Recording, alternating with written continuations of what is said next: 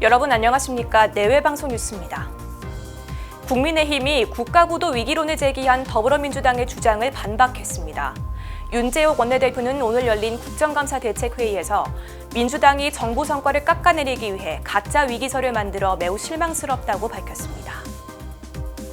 미국 해군이 예멘 후티 반군이 이스라엘을 향해 발사한 것으로 추정되는 미사일 등을 격추했습니다.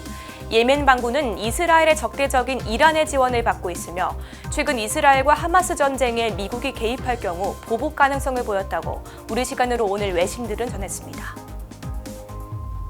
2달 전 전북 새만금 일대에서 열린 세계 스카우트 잼버리 대회 참가자 수십 명이 우리 정부에 난민 신청을 한 것으로 전해졌습니다.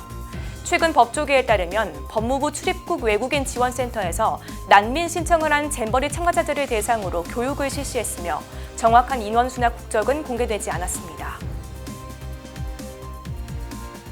올해 서울의 주택 청약 열기가 뜨거워진 반면 지방은 여전히 경쟁률이 한 자릿수에 머물렀습니다.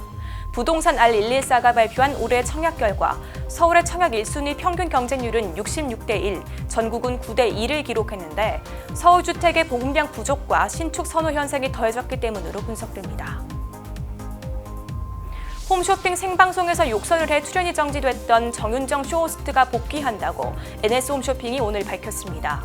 정윤정 씨의 복귀는 자숙 후 반년 만이며 본인이 부사장으로 있는 화장품 회사의 제품을 판매할 것으로 알려져 꼼수 복귀라는 지적이 나오고 있습니다.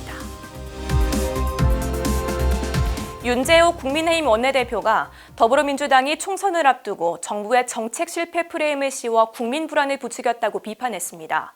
윤 원내대표는 오늘 열린 국정감사 대책회의에서 민주당이 제기한 국가부도 위기론을 국제통화기금 등의 진단을 근거로 반박했습니다.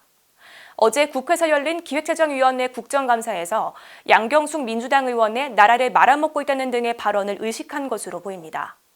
이어 민주당이 정부의 정책 성과를 깎아내리기 위해 가짜 위기설을 만들어내는 모습이 매우 실망스럽다며 경제 심리에 찬물 끼얹는 게 아니라 경제 회복에 속도를 낼 수 있도록 입법에 도움을 줘야 한다고 주장했습니다. 그러면서 윤 원내대표는 민주당은 국가부채와 가계부채의 증가를 우려하면서 추경을 주장하는 모순에서 벗어나야 한다고도 지적했습니다.